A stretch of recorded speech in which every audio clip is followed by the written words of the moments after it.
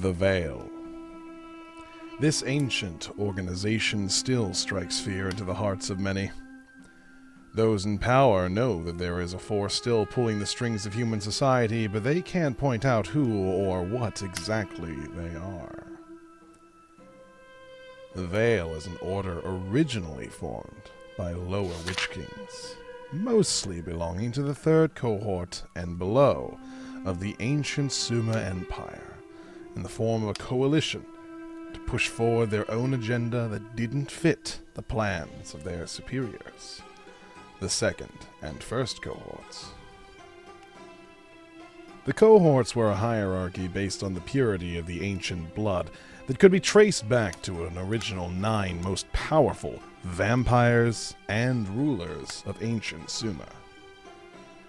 The cohorts during the time of Sumer were divided into Cohort 1, or Yahatial, original vampires, the Exalted 9, creators of the 9 houses of Sumer and rulers of Apocrypha.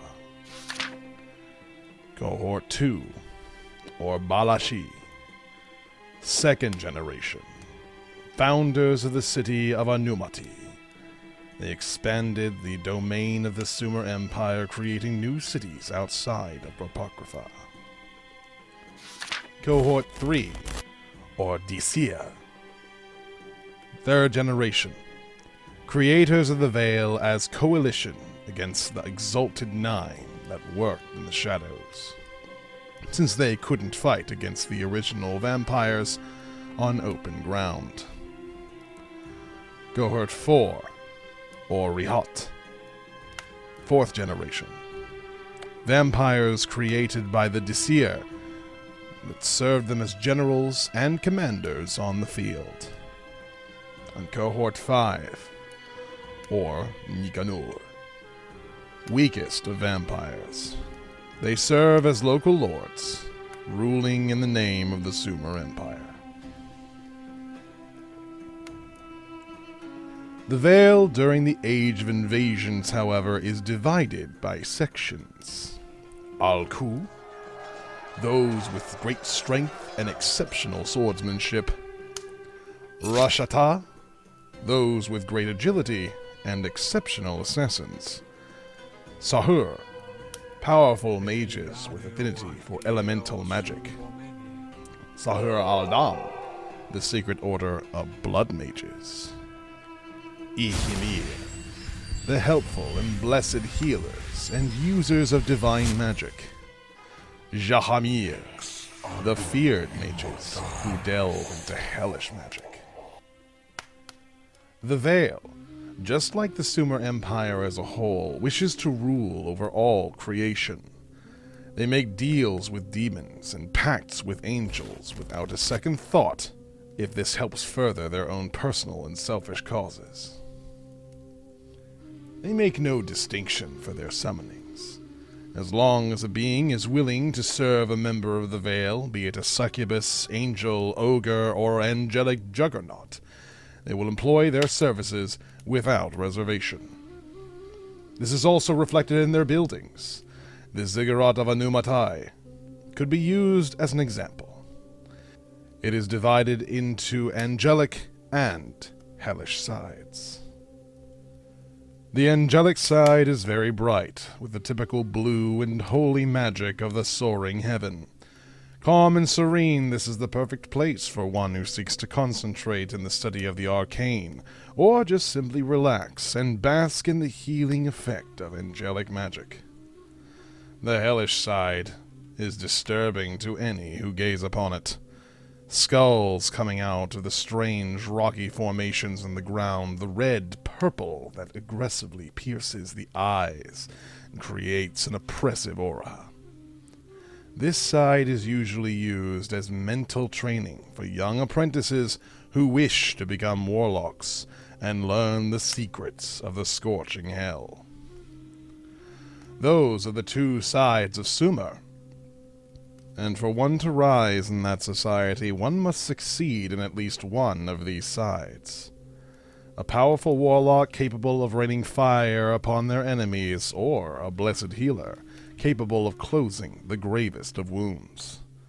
All are welcome in this ancient empire, and, by extension, the Vale. One of the greatest secrets of the Vale is still being guarded to this day. Blood magic.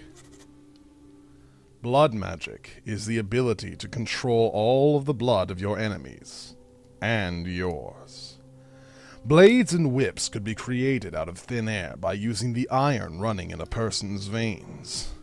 A person under the effect of blood magic would be forced to act accordingly to the will of the caster. The blood could also boil inside of the veins, burning an enemy alive from the inside out. This ancient magic is reserved to the higher echelon of the Vale only. Even the organization itself forbids its use outside of their supervision. The punishment for the use of blood magic in an area controlled by the Vale without their explicit consent is always death. Ironically, all that is left from the Sumer Empire is the organization formed as a coalition against the original vampires and rulers. The Great Flood that devastated Apocrypha and all major cities didn't affect the city of Anumatai, and its ziggurat remain untouched by the wrath of its waters. The Vale remained a shadow of its former self for more than 800 years after the fall of Sumer. Their ziggurat, that stayed closed for hundreds of years, had finally reopened, to the surprise of all living in Anumatai. An enigmatic figure claimed ownership over the ziggurat of Anumatai, and she was known as Ishtar. Showing great wisdom, she quickly gained the favor of the Al-Shakir's elite, including the Emir himself. Eventually, he gave her a noble position as ruler of the city, something similar to a baroness. Ishtar started to recruit young men from all over the city to serve as guards and enforce the law. Her law. Little did they know that she was putting in practice a plan many years in the making. Her soldiers became the new members of the Vale. During this time, she met a promising young mage, who became her pupil and inheritor of her many spells and knowledge, Kalim el-Samad. For now, she remains a mystery, exactly as her plans for Anumatai, the Al-Shakir Desert, and perhaps the whole world are. An organization so stubborn as to survive a global flood and maintain their pride and name will certainly try to rise again in time. When and if they do, it remains uncertain what effects it might represent to the world as a whole. Will the Golden Eagle of Sumer rise again? Will every world ruler bow before the might of the Vale, as they did in ancient times?